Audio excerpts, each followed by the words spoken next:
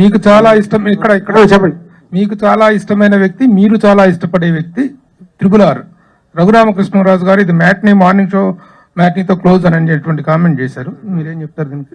Sir అది opinion కాదు, అది కూడా ఎవ్రీబడి. నాకు కొంతమంది మీద ఒపీనియన్ అన్నట్టు ఆయనకి he's also independent person. I like him as a person, but that's his opinion. Fine, fair enough.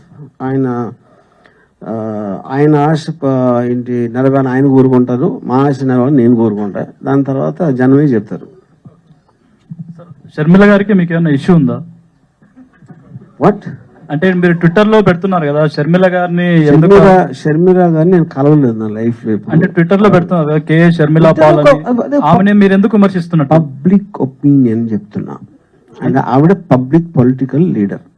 ఆవిడ చేసిన ఒక స్పీచ్ ఏదో నేను మన మీడియాలో చూసి దాని మీద నా ఒపీనియన్ చెప్తున్నా, అంతే. షర్మిల ఎవరు తీసుకున్నట్టుగా ఇది తీసుకోదండి. కౌంటర్లు చాలా చాలా ఇదిగా ఇచ్చేస్తున్నారు. ఆవిడ ఎవరెవరు పెడితే దానికి చాలా భయంకరంగా కౌంటర్లు ఇస్తున్నారు. మిగతా వాళ్ళు వదిలేస్తారు, కానీ షర్మిల తాట తీస్తా ఎవరినైనా అంటుంది.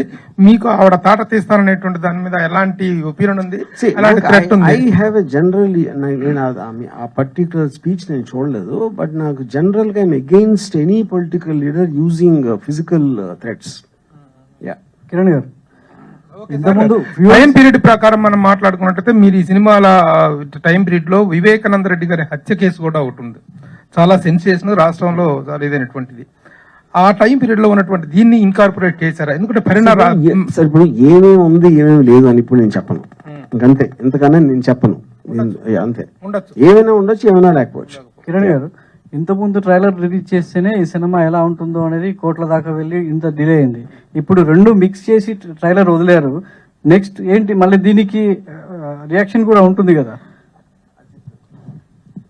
ఇప్పుడు బేసిక్ పాయింట్ ఏంటంటే, ఏ సినిమా అయినా సరే, వ్యూహం అయినా శపథం అయినా ఇప్పుడు మీరు చూసిందైనా ముందుదైనా అన్నీ కూడా ఒకే ఒక్క గ్రౌండ్ మీద వాళ్ళు వెళ్ళారు.